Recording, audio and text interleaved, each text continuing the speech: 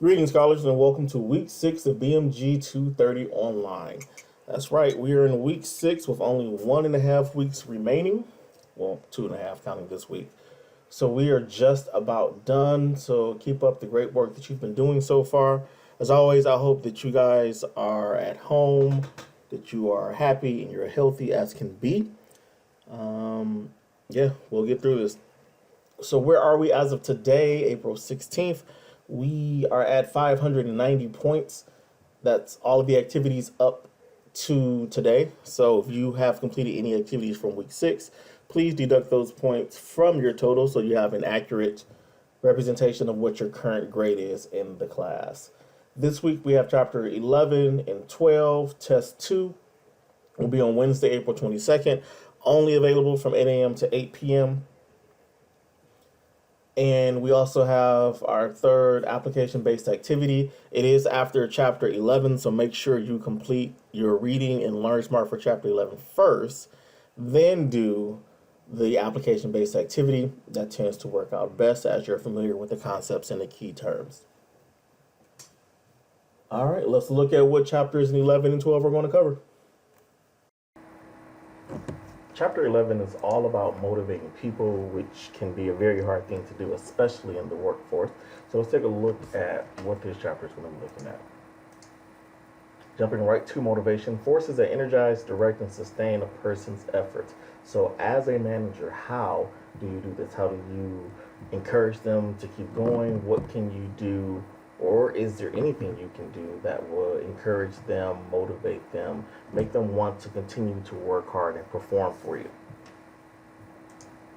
There are many different theories about motivation. Is it money? Is it rewards? Is it feedback, recognition? What motivates people? So there's no one answer that fits all, but we're going to look at a few theorists who share their perspective on what motivates people, something that managers should really understand that will help them interact with their teams better. Speaking of motivation, is it goals? Is it attainable goals? Is it challenging goals? What part of this can help motivate your team to, again, want to work harder and continue to do their job?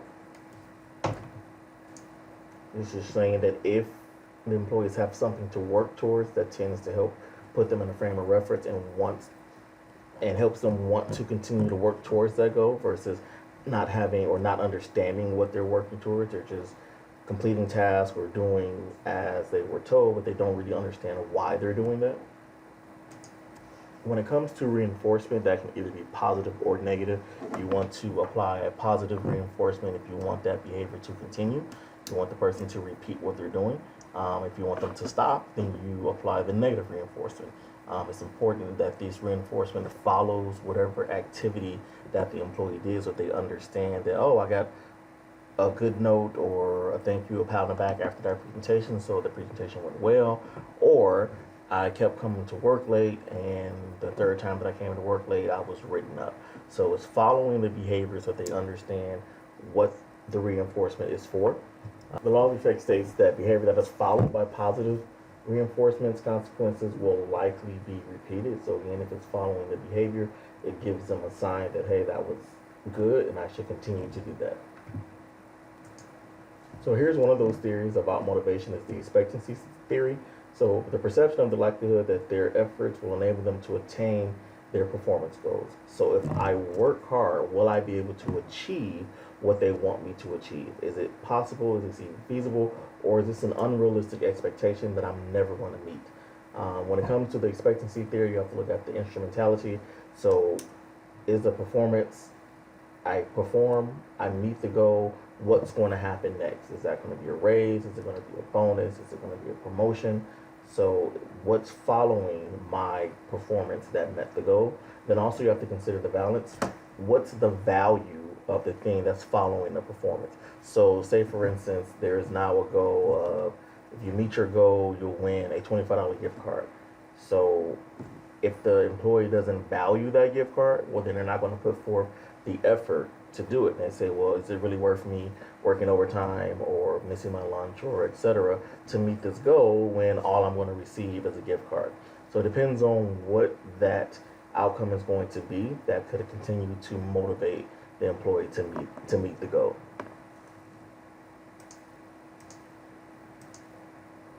Maslow's theory is widely known, especially in psychology, but also is being applied in the workplace as well. So this doesn't necessarily have to do with things inside the workplace, but things that are outside that I could be factoring in on how the employee is feeling, if they're performing or not.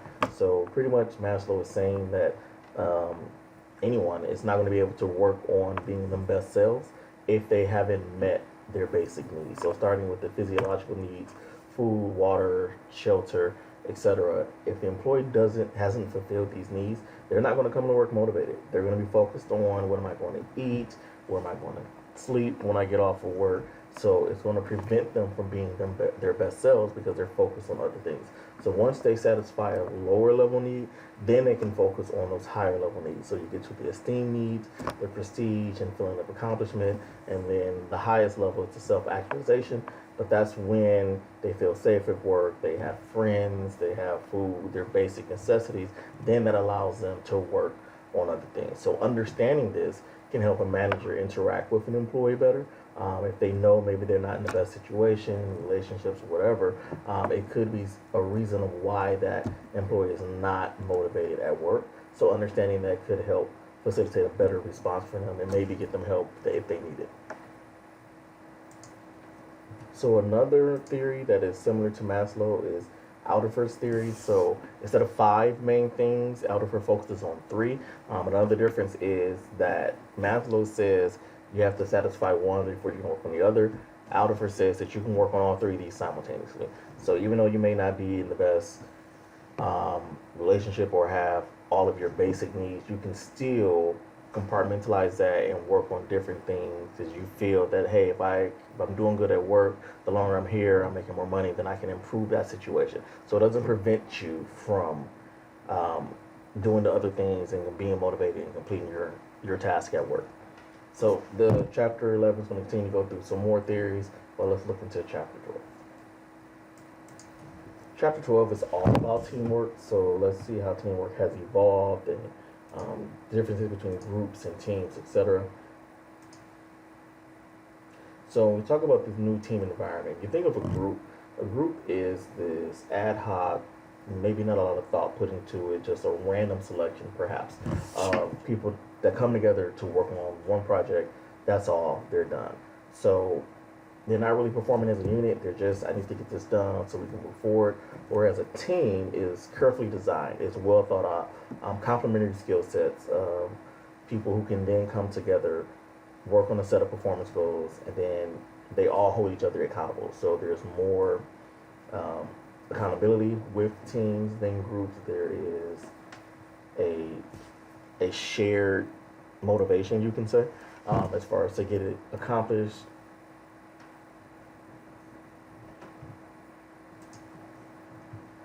So just doing a little comparison to traditional environments, to new team environments. Traditionally, employees were used to managers doing all of the planning and just simply telling them what to do. Now it's trying to be a more democratic, inclusive process that is including the team members in the planning process. That way they can see what's going to be expected of them, what's coming forth, and then they tend to have a greater sense of belonging when they're involved in it. Also, the rewards can be based on not just the team. So if the team doesn't make it, no one gets it. But now they're trying to adapt that to say, well, we still recognize individual participation and performance, even though the team may have not achieved their goal collectively.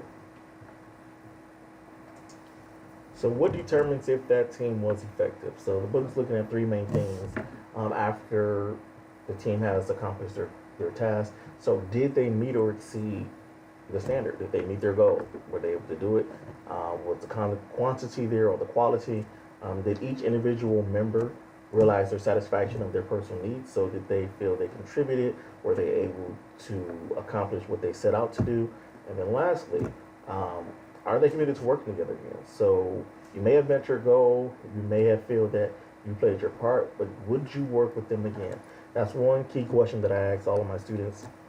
When I give group work, I always issue out a survey, and then one of the last questions is, would you work with them again? by asking would they work with them again, I think that really gives them that opportunity to truly sit down and think about, well, we met our goal. I did do my part. I feel good about it. However, maybe our personalities weren't, didn't mesh well, or there were other issues, communication. So by asking that question, I feel like I really tend to get a student's pure, uninhibited thoughts of how that group works. So something I always ask all of my students. And I'm pretty sure that you all may have experience with this because you guys have some great experiences. So working with teams, you always have a social loafer, the person that's just kind of there but not really doing anything. They're present, they're responsive, but they're not really productive. They're not contributing, they're not adding anything to the team. Or you can have the opposite effect where being in that group environment encourages, motivates, pushes someone to want to work harder and be more productive. So that is chapter 12. It's going to work more on different types of teams to look at. Also remember that this is a test week. And so the study guide for test 2 is posted on the welcome page. Have an amazing week.